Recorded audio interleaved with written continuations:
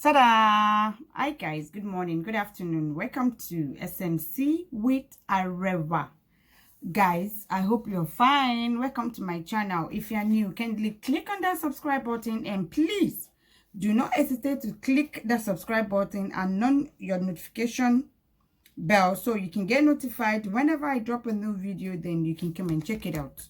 Also, this is a Yoruba and English channel, so thank you guys for joining me once again. My name is Arewa. I welcome you to Social Media Cut. Thank you guys for always, sticking around. I'm really grateful. Don't forget, for any advert, any advice, or any, suggestion, donation, support, to Moa or my Moa channel, don't forget to hesitate to contact me. I'm going to leave my contact below in the description box, and I'm going to pin it in the comment section area. Thank you guys. Don't forget, help your girl, anything, just reach out to me. I'll really appreciate it. So if you are new, welcome. I hope you stay. And for the returning fans, thank you for stopping by once again. So let's move on. On today's episode of SMC, the Analyzer, we are analyzing today. Let's just quickly listen. Let us first of all greet Alpunani, Alufulani, with the court case with Saidi Shitu. Olagbara, cool court case. The case has been adjourned. I don't know the date because I don't want to know. But quickly, just listen to this Rankpe voice. Hello, sir.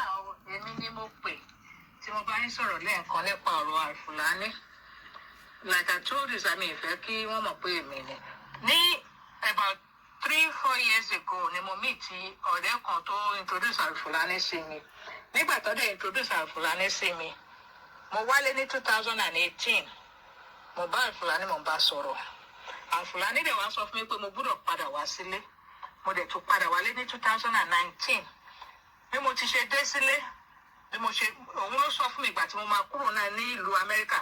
Òun ló sọ fún mi ìgbà tí máa délé, òun ló sọ fún mi bí mo ṣe máa rìn. Mo dẹ̀ ṣe gbogbo ohun tó ń sọ fún mi, mo dẹ̀ ṣe pátápátá. Mo dẹ̀ dé sílé ìgbà tí mo dé sílé. Àwọn ẹ̀gbọ́n mi náà wá gbé mi ní airport, wọ́n dẹ̀ gbé mi, mo dẹ̀ ṣe gbogbo ohun tí máa ṣe lọ́dọ̀ àwọn ẹ̀gbọ́n mi, mo dẹ̀ lọ sí ibi tí mo máa lọ. Ìgbà tó wá di bí ọjọ́ 4, mo wá pe Alpunani pé mo ti dé, pé mo wà ní Nàìjíríà o. Alpunani wá dà pé ibo mo wà, mo ní báyìí, mo ní mo wà ní ìlú àwọn ọkọ mi. Àwọn ní mi ò gbọdọ̀ débẹ̀ pé kíní kan kó mo fẹ́ bá nǹkan bẹ́ẹ̀ ni pé kíní kan. Mo ní dáàmú lẹ́yìn sísà, mo ní mo ti débẹ̀, mo ní so, mo ní bìkan tí ìbá débẹ̀.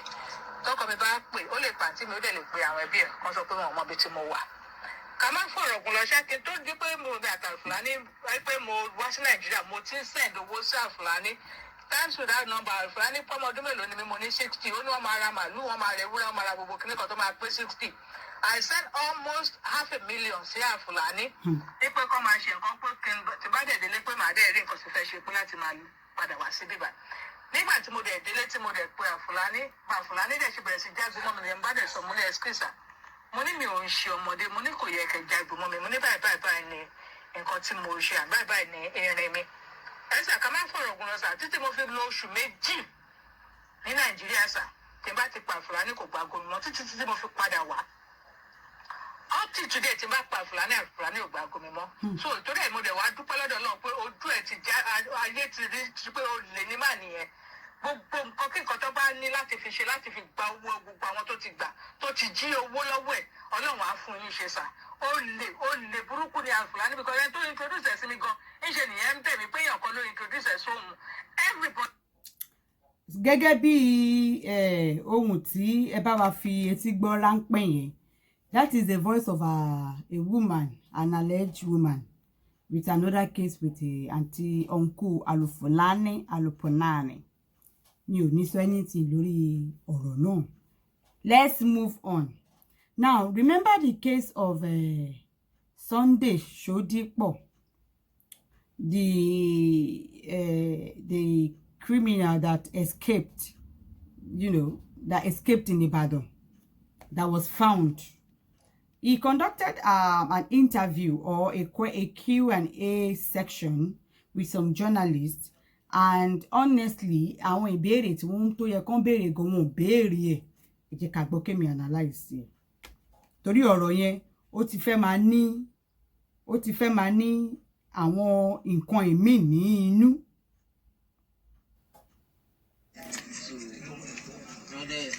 Ṣe bá wọn ṣe everything kan tí màá bá wọn ṣe so ìgbà tí ó wá tó time tí ọ̀gá yẹn wá wọ́n á sọ fún ọ̀gá yẹn pé àwọn nídìí rẹ́gà oníke pé àwọn nídìí rẹ́gà oníke pé wọ́n ṣàmọ̀ pé oníṣègùn làwọn pé káwọn àjẹmọ́ máa fa ẹ̀jẹ̀ ara àwọn ọmọ tán pé kán. rádà oníke tó ń sọ yẹn rà pé brand of gbogbo kan nìyẹn. but wọn bá wọn gẹ́ẹ̀tì rẹ́gà oníke kankan so obìnrin tó máa ń bá wa tó ń jẹ wá sí ibẹ̀ tó máa ń bá wọn gẹ́ẹ̀tì nǹkan yẹn kò rí gẹ́ẹ̀tì wọlé mọ́ kó ló tó di fún aṣọ fún ọ̀gá fún iṣẹ́ yẹn báyìí ọ̀gá fún iṣẹ́ yẹn ṣàmú rẹ́gà àwọn kan wá bá wọn ìgbà yẹn náà ẹ̀ṣẹ̀ wá sọ pé ṣé mo mọ̀ pé èmi náà ni mo jẹ́ káwọn èèyàn mọ̀ pé àwọn rán mi ní irú nǹkan báyìí pé káyọ̀ tí mi bá sọ nǹkan kan tí mo sì wà ní station fún bí ọ̀sẹ̀ kan páwọn máa mọ gbèsè táwọn máa gbé. Ìgbà tó kúrò ìbò ló lọ. Bí mo ṣe kúrò ní ibẹ̀ Akínyẹlé tí wọ́n rán mi náà ní ibẹ̀. Kí ló ń lọ ṣe lákìnyẹlé? Nípa ti tẹ̀mí ara tí wọ́n gan nítorí rẹ́gà tí wọ́n rí rà mí ibẹ̀ tí wọ́n ń lò rẹ́gà oníke tí wọ́n rí bá wọn gẹ́ẹ̀tì wọlé. Ìgbà tí wọ́n ti hàn náà bí wọ́n ṣe ń bá wọn ríra yẹn. Ṣé kí wọ́n lè sá lọ ní àdúgbò? Wọ́n lè sá lọ kọ́ ọ pé tí àjọ mẹ́tì on the 7 oṣù kẹjọ tí wọ́n máa gbé a lọ sí kóòtù ìjọ Friday ló bọ́ sí jẹ́ wọ́n á sọ pé ọ̀lùdé wà pé kìnìún fà lọ mọ́ wọ́n wá sẹ́. ó sọ oríṣiríṣi ọ̀rọ̀ mo fẹ́ fast forward ẹ̀ so that mi ò ní gba àkókò wa so that I will not take enough. tí ò lọ fún oṣù onífóònù lọ́wọ́ fóònù wà lọ́wọ́ ẹ̀. Fóònù. wọ́n ló mọ ra igbó nìkan tó gbọ́ ibẹ̀ ọ̀rẹ́ táwọn Haúsá ti máa ń tà níbo nìyẹn àwọn Haúsá. Ìgbà tí mo jáde padà yìí ni àwọn èèyàn máa ń sọnù sẹ́ẹ̀lì pa àwọn máa ń mú kankan tó jẹ́ kí n lọ. Sunday ṣé agbègbè Akínyẹlé níbi tó ń gbé gan ṣáájú gbogbo ìṣẹ̀lẹ̀ yìí? Inú mọ́níyà ni. Mọ́níyà. Ṣé lẹ́yìn ìgbà tó jáde wọ́n ní òpààyàn méjì fún un? Òpààyàn méjì ìlú Akínyẹlé. Wọ́n ní ìgbà tó mu tí ní ọmọ àkànlọ́ wọlé pé ọjọ́ kejì wọn kò gbọ́ pé ọmọ ẹ̀ ti kú. Òun ló mú tí ibi kan. Lọ mú tí ibi àpá Akínyẹlé ibi ìgbà tí kó tó di pé mo kúrò ní ibẹ̀ Akínyẹlé náà gangan ni wọ́n ní kí n lọ. Mo ní Akínyẹlé tí nǹkan ti ń ṣẹlẹ̀ tá a fi wà ń bíbẹ̀ wọ́n níbẹ̀ gangan ni kí n lọ. Ṣé lẹ́yìn tó fún Mọ́kọ́lá tó pààyàn mí? Tó pààyàn mí lẹ́yìn tó kú? Akínyẹlé yẹn ni. Ẹnìkan. Bẹ́ẹ̀ni. kí ni iṣẹ́ tí àwọn tó ń sá ní àdá yẹn àbúrò ṣe wà kí ni tó ń ṣe fún bàbá. Fún rẹ́gà tí wọ́n rí bá wọn gẹ́ẹ̀tì wọlé pẹ̀lú àwọn òbí orógbó nǹkan kan yẹn ó ní gbólóhùn tá a máa ń sọ ní ibẹ̀ náà tá a máa ṣe tó ìgbà tí wọn ò ti jẹ́ ká máa gẹ́ẹ̀tì nǹkan yẹn wá mọ́ ìṣẹ̀tọ̀ fún iṣẹ́ tó dẹ̀ sọ fún náà ní àbábẹ́ fọkànbalẹ̀ àwọn máa bá yín mú wọlé tó wọ́n fi wọ́n sí ìsìkọ́mí wọn ò bá wọn mú wá kó tó wá di ipá ní àwọn tún mọ ọgbọ́n táwọn máa dá pé àwọn máa bá ọ̀gá fún iṣẹ́ sọ̀rọ̀ pé káwẹ̀ wípé ìwọ́n fi lè jẹ́ pé tí n bá wá ti ṣe báwọn ṣe ní kí n ṣe yẹn tán pé bí ìgbìyànjú ìlú wa ní ìbàgbà lọ ni o pé ṣé mo sámọ̀ páwọn nìkan ló kù lẹ́nu ẹ̀ báyẹn páwọn ó ṣe mú sábẹ́ fúnra àwọn òde jáde pé. ṣe rí interview yẹn ó long gan very very lengthy section Queen and A section with some journalists ó wá ṣe ni láàánú wípé ìbéèrè tó yẹ kán tiẹ̀ máa béèrè wọn béèrè ẹ̀ ó ní wípé inspector kìíní kan ló máa bá bàbá tibí yẹn máa gẹ́ẹ̀tì ògógóró rágà nínú sẹ́ẹ̀lì ìkíní kí ló ń ṣe nínú cell is he not supposed to be remanded in a prison? 1. Number 2 is how is it possible to keep ọmọkùnrin yìí àti bàbá yẹn sí inú sẹ́ẹ̀lì kan náà? Ṣé àwọn méjèèjì yẹn nìkan ló wà nínú sẹ́ẹ̀lì kan náà ni? So àwọn tó kù nínú sẹ́ẹ̀lì yẹn wọn ò rí bàbá tó ń mu rẹ́gà tó ń pọ̀fọ̀ níbẹ̀ wọn sọ̀rọ̀ ọ̀rọ̀ yẹn gẹ̀ta sí bí ó kúrò tán ó ní òun ibi táwọn ti lọ wẹ̀ ṣé òun nìkan òun ni ó lọ dáwẹ̀ ni? Ká bèrè bẹ́ẹ̀ ṣó possible kí ẹlẹ́wọ̀n ẹlòmíì wà nú ẹ̀wọ̀n nínú jail for more than 6 months 2-3 months tí wọn ò jẹ́ tí wọn wẹ̀ for once tó bá dẹ̀ máa wọnú ọgbà ẹ̀wọ̀n ó máa bọ́ tó bá jẹ́ ọkùnrin ó máa bọ́ gbogbo aṣọ wọn ó máa kún bí boxers ó tó bá pé jeans náà náà máa yọ belt bọ́kù jeans yẹn bọ́ wọn ní fi top sí ṣé ìta gbangba òun nìkan ṣé ẹlẹ́wọ̀n máa ń dá nìkan lọ wẹ̀ ni tí kò bá ní sí bóyá gáàdì kan tó máa wà ńbẹ̀ báwo ni gáàdì yẹn ṣe fẹ́ wà carried away to the extent wípé ó náà rọra gbẹ́sẹ̀ lé sọ́kàwọ́ ẹ̀ òun fò sódì kejì níbo béèrè pé níbo ló tẹ̀tí ráṣọ tó wọ̀ gbà bóyè fò jáde yẹn ibo ló kọ́kọ́ lọ ibo ló sùn sí béèrè bẹ́ẹ̀ ó tún sọ wípé bàtà òun fò jáde yẹn sí the other compound yẹn àwọn èèyàn tó ń wà lára ǹdí yẹn bóyá tó ń tó ń jẹ àbáwọn kan wọ́n rí bó ṣe fò so possible kíyàn fẹ́ látòrí bíbà sí bíbà yìí kí má pariwo káwọn èèyàn tó wà bẹ́ẹ̀ má pariwo kíyàn fò jáde láti because everybody mọ̀ pé police station leléyìí definitely àwọn èèyàn máa tajà bí a ní àdúgbò náà àbí nǹkan bẹ́ẹ̀ kó wá fò jáde sí the other side láti inú police station káwọn tó wá wà bẹ̀ tán lórí àwọn èèyàn rí òun kọ́ máa wá sọ̀rọ̀ ó gẹ́ta síbí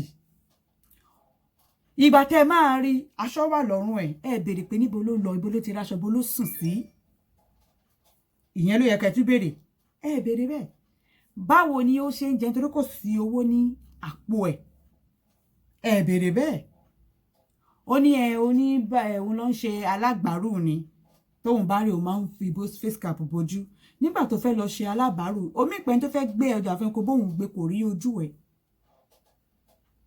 no ẹ jẹ́ kí ká máa fi làákàyè máa gbé nǹkan à ń ṣe dídí ní à ń ṣe mùmú o kò correspond rárá nǹkan tí wọ́n sọ sí lẹ́nu òun ló ń sọ kò ń ṣe nǹkan tó ṣẹlẹ̀ nìyẹn nǹkan tí wọ́n sọ sí lẹ́nu òun ni ó ń sọ tí òun ṣe nǹkan tó ṣẹlẹ̀ nìyẹn ó wá ní ó ti gẹrun tẹ́ bá lórí ó ti gẹrun ṣé barbing salon tó ti lọ gẹrun yẹn barbing salon yẹn ò wá rí ojú ẹ̀ láti mọ̀ ọ́ ẹ jẹ́ ká máa fi làákàyè máa gbé nǹkan ó lọ ṣe alábàárù ẹni tó fẹ́ gbọ́dà fún òrí ojú ẹ̀ àwọn ní òun mú gògóró lọ fagbó níbì kan àwọn tó wá wà ń bẹ wọn ò wá rí yẹ wọn ò dá ẹ mọ̀ ó wá ní ẹni tó tẹ̀ mú ẹgan ẹni yẹn gan ò tí ò kò tí ara ń fún ẹ pẹ́ ni ẹ fẹ́ mú ẹ o lè go ahead lọ bẹ́ẹ̀ ni náà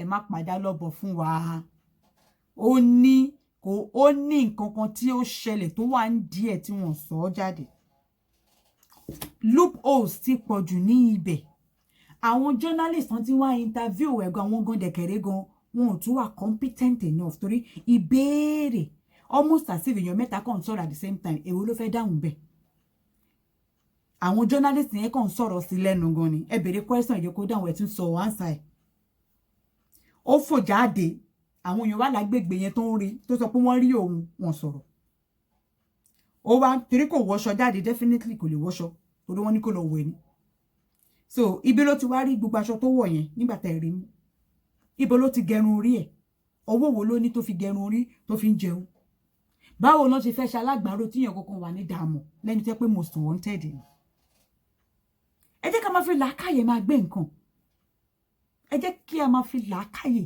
ká máa fi gbé nǹkan báwo ló ṣe máa fi òun àti bàbá yẹn sí the same cell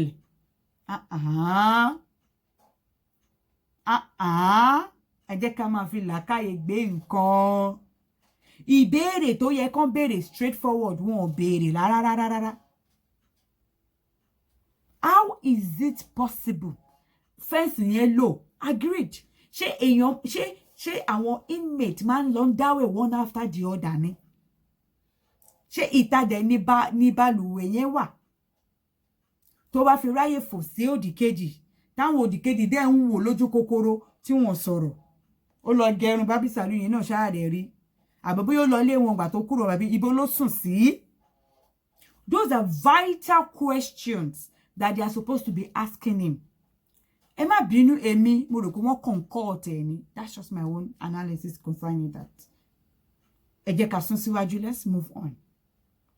On behalf of all this Cama or no Cama, àwọn oríṣiríṣi wòlíì Ọlọ́run tẹ́ ń pè ń wòlíì Ọlọ́run nítorí pé government náà wọ́n fẹ́ apply or appoint àwọn officials or bóyá trustee officials. When the Holy Ghost instructed me to warn the people, it's been repeated here. One, this is one most undemocratic policy forever. One, supervising minister of company act. Let me quickly correct. The church is not a company. Really? You Really? better understand that Registrar General has the power to remove trustees of the church. First question. What is the nation benefiting from church that is making Pastor Shodipo to be categorically saying that church is a great asset to Nigerian nation? How? And close the accounts of the church, and that does not require any court validation.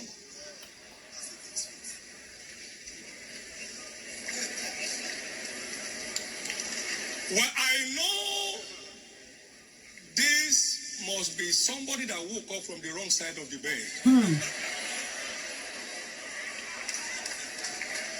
Please note, this is a warning from the Lord. So I can be free from your blood. This will never work. Never work. As long as you are still in this thing called Nigeria, you must obey the law. Now, please note, the church runs on the patterns delivered by God.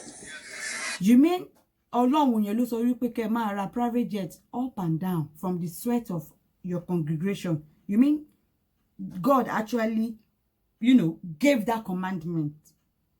He says, see that you do all things according to the pattern shown to you on the mountain.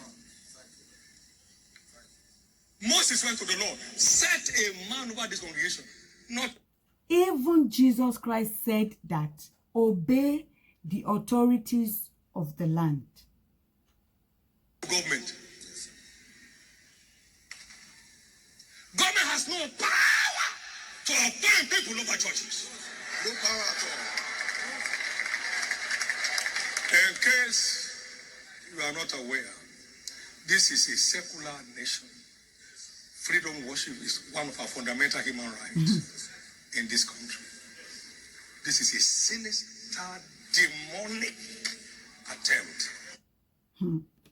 Ṣé ọmọkùnrin yóò wá ní àtàtàkì tí gọ́ọ̀mẹ̀ntì bá tẹ̀ wá instruct wípé kí gbogbo churches kí wọ́n ṣí ìwé wọn kan froze gbogbo church account? Ṣápá tension ní Shodipo.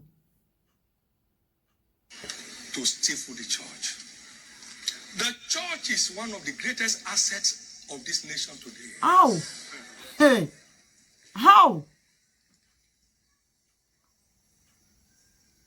Please be warned. I have that prophetic obligation. Wherever the gang up may come from, be warned. Be warned. Judgment is closer than ever.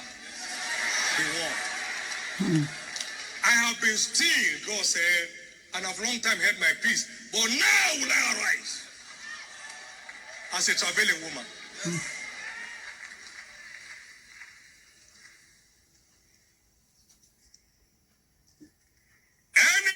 Why don't they even Anybody that get may up? have been bought with money, whatever thing it is, that's a part of this deal, is poison you are toying with. Baba Pastor Shodipo said a lot of things. They won't fight with us to bring change and good governance in Nigeria of our dream, just like developed countries. Rather, they are doing paddy with them. Now, they have put up a regulation to check your activities. Kí wá láriwo ńbẹ̀? Kí ni ariwo ní ibẹ̀? These same people, bí wọ́n ṣe ń pa àwọn boko, tọ́n ṣe ń pa Kristẹni ní àwọn non-tenants. Gbogbo ẹ̀yin pásítọ̀ yẹ dákẹ́ ẹ̀rí kankan sọ ẹ̀ jáde o. Ẹ gbé spiritual kíní bọ́ǹbù tẹ́ ń sọ. Ẹ sọ̀rọ̀.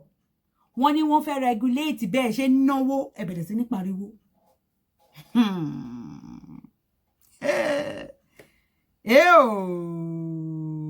Ẹ gbọ́ ọ̀rọ̀ lẹ́nu ẹyẹ wọn. Ibo là ń bára wa lọ. Ẹ wá wo ẹ̀sìn Kristẹni. Àwọn tẹ́ ń pè ní èèyàn Ọlọ́run, man of God nìyẹn o. The damage táwọn Pentecostal churches yìí ti ṣe òun ló tún wá worst jù.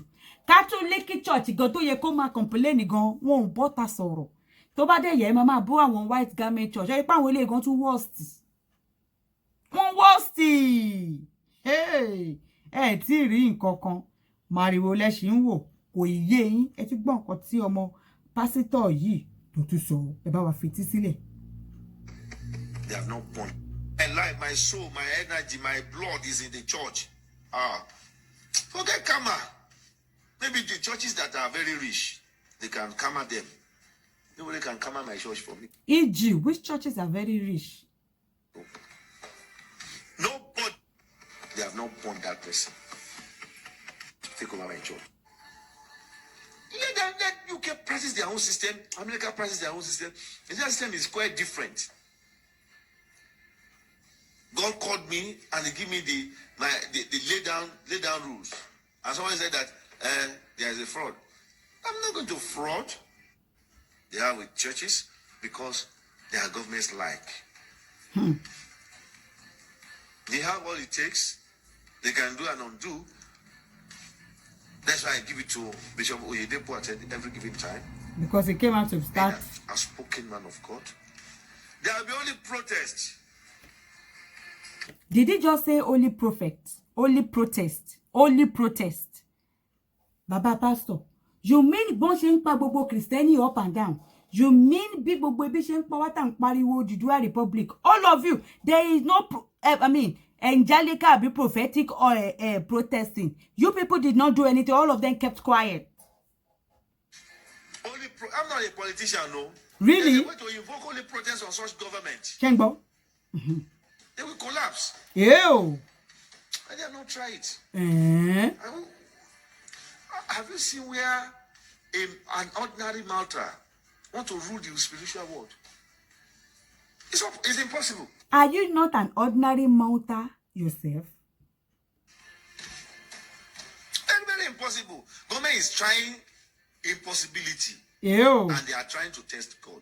Chengbo. They are trying to test God. Now, tell me, did God actually complain that he does not like being tested?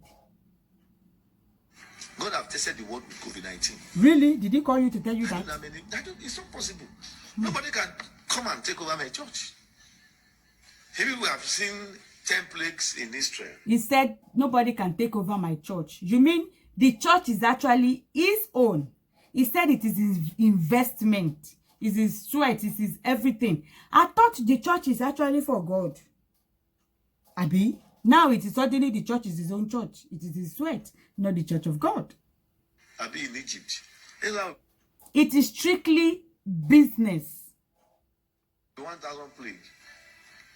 That body, let them come. Let them come with anything. I said they want to take over the spiritual sanctuary of God. That is not APC secretariat. There is not PDP secretariat. Barriers that are leading us. Not people like us. Because I'm not in the can world. Because they have taken themselves for granted. Results. because it's part of the Cama that Pharaoh have introduced. So I think this is a generation of that Pharaoh that is coming up to now say they want to look at. He claimed he can actually fast because of the matter for 10,000 years. Sir, uncle, pastor, Ejo, you mean you can actually fast? And why have you not even, tried to do the fasting to betterment what we are looking for? No, tell me. You could not even fast to actually make this better, but you can fast because they want to take you believe they want to. Meanwhile, what you people don't understand is all these laws is not new. It is being practiced. Even in UK, they have a trustee. The government have a trustee. They pay tax. Do they pay tax? Yeah. How is it a new thing? Why are they so afraid? Do they have anything to get to be fraud in or Is that why they are afraid? I mean, I just want to understand. I'm a borrow. Hey, nígbà táwọn Fúlàní tí wọ́n pa Kristẹni up and down. These Christian pastors did not come out to provoke or to challenge the government over that. About one politician tó ṣe ń jí owó wa, gbogbo àwọn man of God yìí wọ́n condemn ẹ, wọ́n bọ́ta kan protest, only protest kan condemn ẹ o. As long as their own tithe and offering is entering their pocket, kò kàn wọ́n. Bí àwọn police brutality ṣe ń ṣẹlẹ̀ up and down to Christendom, gbogbo wọn dákẹ́, wọn ò máa sọ̀rọ̀. Bí wọ́n ṣe ń pa gbogbo Kristẹni ní gbogbo northerners yẹn, all of you kept quiet here. Rí yẹn sọ, ṣe only protest yẹn, drop bóyá kíní only bomb bútẹ̀ ń sọ kiri. Àbí o, because this one will even affect their own selfish interest. That is why they are all scared and regrouping to challenge the government. Hey, Abema will bragging by is it your church or the house of God? Apparently, it is his investment is complex, is an establishment, not an house of God. The funniest thing, it is not just for Christianity. It applies to even the Muslims as well. But you don't see them coming out to be, doing all this nyama. Why are they so pained with it? Maybe they say they have power to pray and mountain will fall. Why don't you? Okay, wait. Even if they apply the trustee, you mean you cannot actually change the head of the trustee with prayer? Why are you so afraid? When you can even if they bring the trustee, surely Fadura Jagulo the trustee yeni. Go buy here to yourself. Why so much noise? Just because government want to regulate how you are buying jet up and down, how you are doing this, how you are doing that. And this law is being practiced in other countries. It is not as if Nigeria that just woke up one day and created it out of nowhere. It is being practiced. Where all these pastors have churches overseas, they are obeying that law because it is applied there. Then why can't they do that here? Why are they so pained that they can't do that here? Even when táwọn boko yìí tí wọ́n pa àwọn èèyàn tó ń ju bọ́ǹbù káàkiri, you did not command your heavily bomb tó ń sọ until they come after the church now. Suddenly you remember there is an heavily bomb somewhere. Hey. Enacted a law. And so everywhere now, the first person that reacted was Shodipo. And then others are talking. Christian Association of Nigeria are now talking, and that is what is going on. What is happening in Nigeria is nothing strange. The same regulation is in all other countries where these same Nigerian churches have their branches. Abio. The only reason why they are making noise over it is because it is going to check the excesses of church leaders. Exactly.